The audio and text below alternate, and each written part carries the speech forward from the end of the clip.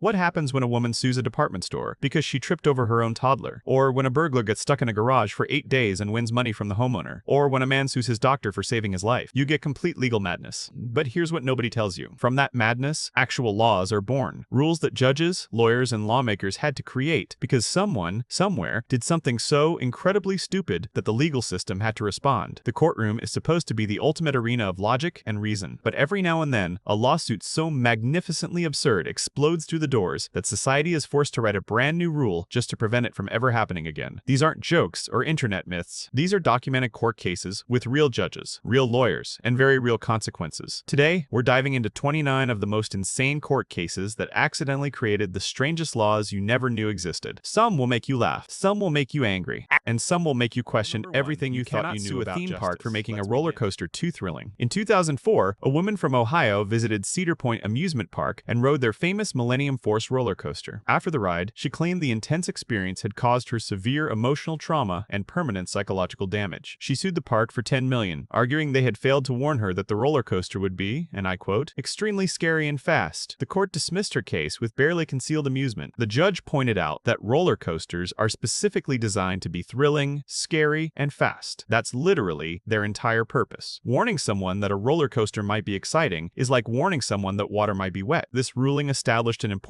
precedent about inherent characteristics of entertainment. When you purchase a ticket to an experience that is openly advertised as thrilling, you cannot later claim you didn't expect to be thrilled. The law assumes you understand what a roller coaster is before you get on it. Rule number 2, you cannot sue a restaurant for serving you food that made you fat. In 2002, a teenager named Ashley Pellman and her family filed a lawsuit against McDonald's, claiming the fast food chain was responsible for her obesity and related health problems. The lawsuit argued that McDonald's had failed to adequately warn customers about the health risks of eating their food regularly. The case initially survived a motion to dismiss, sending shockwaves through the food industry, but ultimately, the court threw it out, ruling that it is common knowledge that eating fast food regularly can lead to weight gain. This case directly inspired more than 25 states to pass common sense consumption acts, or what became popularly known as cheeseburger bills. These laws specifically protect food companies from lawsuits blaming them for customers' obesity. The rule is simple. If you choose to eat burgers every day, the restaurant isn't liable for your expanding waistline. Personal responsibility still exists, even in America. Rule number 3, a burglar cannot sue you for injuries sustained while robbing your house, unless you set intentional traps. In 1971, an infamous case in Iowa changed how homeowners think about protecting their property. A man named Marvin Katko broke into an abandoned farmhouse owned by Edward Briney. Briney, tired of repeated break-ins, had set up a spring-loaded shotgun that would fire at anyone opening the bedroom door. Katko was shot in the legs and severely injured. He then sued Briney. Incredibly, Katko won. The court awarded him $30,000 in damages. The ruling established that you cannot use deadly force to protect unoccupied property, and you definitely cannot set autonomous traps that might kill or maim. However, the massive public outrage over this case led many states to strengthen their castle doctrine laws, clarifying when homeowners can use force.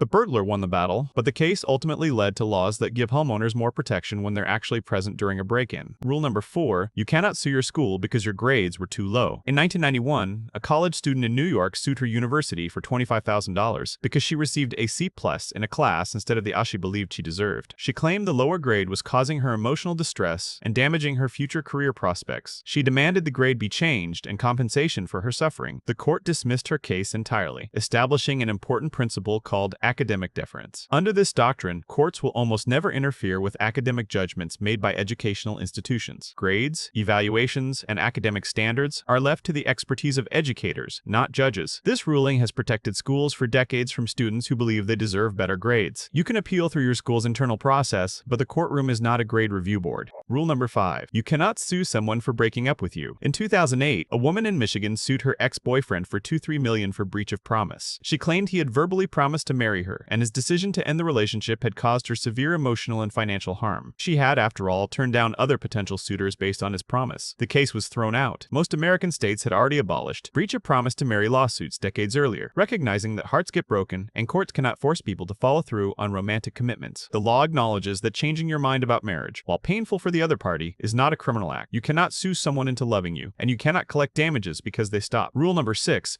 weather apps are not liable for incorrect forecasts that ruin your plans. In 2019, a man in Florida planned an elaborate outdoor wedding based on a weather app's forecast of perfect sunny conditions. The wedding day arrived with torrential rain. The man sued the app developer for $50,000, claiming their negligent forecast had ruined his special day and wasted thousands of dollars in outdoor preparations. The court quickly dismissed the case, establishing that weather predictions are inherently uncertain and cannot be guaranteed. More importantly, the terms of service that nobody reads when downloading apps typically include disclaimers about forecast accuracy. This case reinforced that weather apps provide estimates based on available data, not promises from the gods. If you're planning a major outdoor event, maybe have a backup plan instead of a lawyer on speed dial. Rule number 7, you cannot sue your parents for not making you rich. In 2016, a 41-year-old man from India sued his parents for giving birth to him without his consent. He claimed that by bringing him into existence, they had condemned him to a life of suffering and financial struggle. He demanded compensation for his entire lifetime of expenses. While this case happened in India, it sparked global legal discussions about wrongful life claims. In the United States, courts have consistently rejected such lawsuits, ruling that existence itself cannot be considered a legal harm. You cannot sue your parents for creating you, for not being wealthy enough, or for not providing you with a trust fund.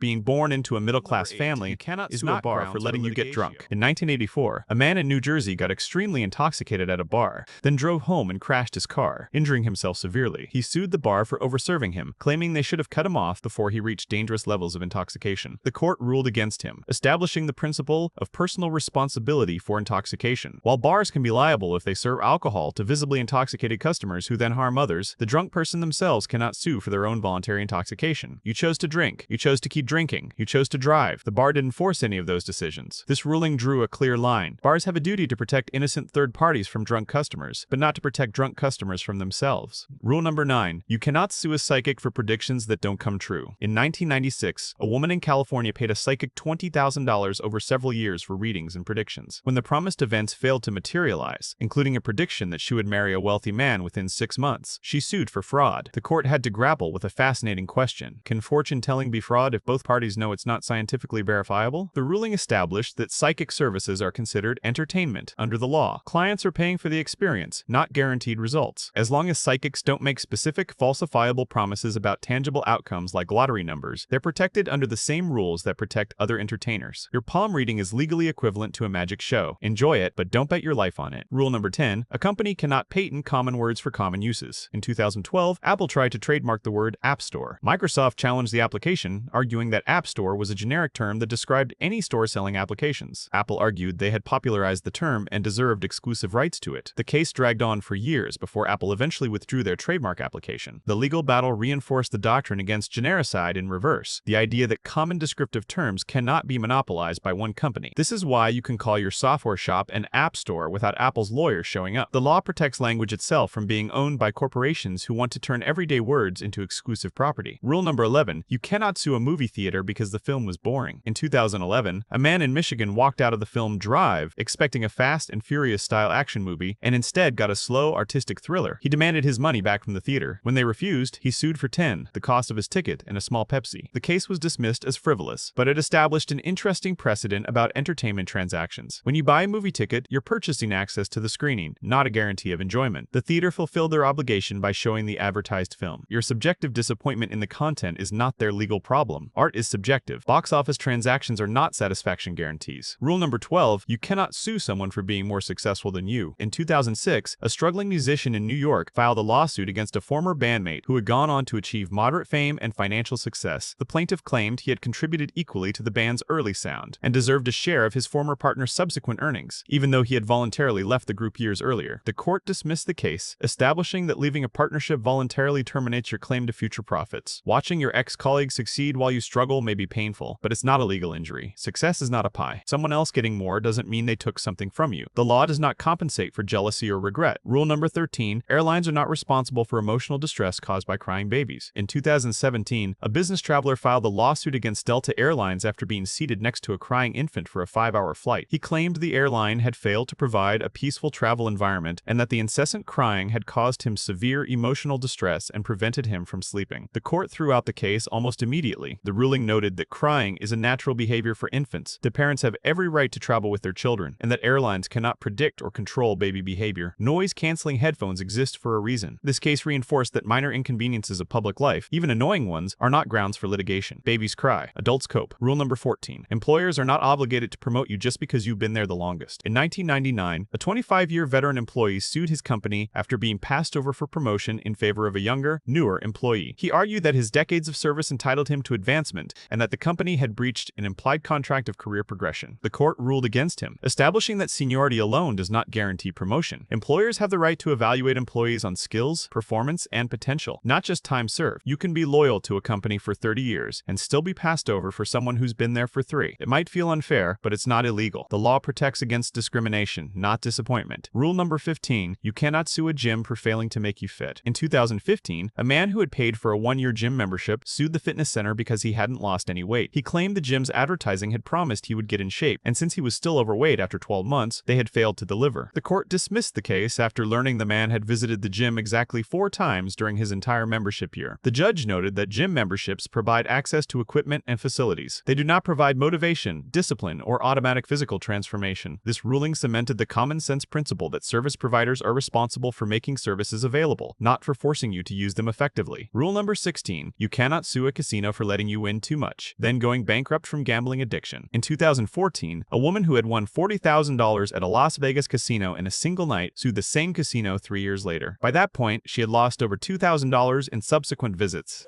She argued the initial big win had hooked her into gambling addiction, and the casino was responsible for her subsequent losses. The court ruled against her, building on previous gambling liability cases. Casinos provide a legal entertainment service. Adults who choose to participate are responsible for their own decisions. The house isn't liable for your winning streak any more than they're liable for your losing streak. Luck and self-control are personal issues, not casino responsibilities. Rule number 17. You cannot sue a dating app because you didn't find love. In 2019, a man in Texas filed a class action lawsuit against Tinder, claiming the app's algorithms had deliberately shown him unattractive matches to keep him on the platform longer and paying for premium features. He alleged he had been a paying subscriber for 3 years without finding a meaningful relationship. The case was dismissed. Dating apps, like psychics, are in the business of providing a service, not guaranteeing outcomes. The algorithm shows you potential matches. Whether you swipe, message, meet, or fall in love is entirely on you. Romance cannot be contractually guaranteed, and loneliness is not a tort. The law cannot force people to like you. Rule number 18. A doctor cannot be sued for saving your life against your wishes in most emergencies. In 1998, a man who had attempted suicide was rescued and treated at a hospital against his explicit protests. After recovering, he sued the medical team for assault and battery, claiming they had violated his bodily autonomy by saving him without consent. The court ruled against him, establishing broad protections for emergency medical responders. When someone's life is in immediate danger and they cannot provide informed consent due to their condition, medical professionals are protected from lawsuits for providing life-saving treatment. This emergency exception to consent requirements exists because society values life and doesn't want doctors hesitating during crises. The law prefers you alive and angry over dead and consistent. Rule number 19. You cannot sue your neighbor because their house is ugly.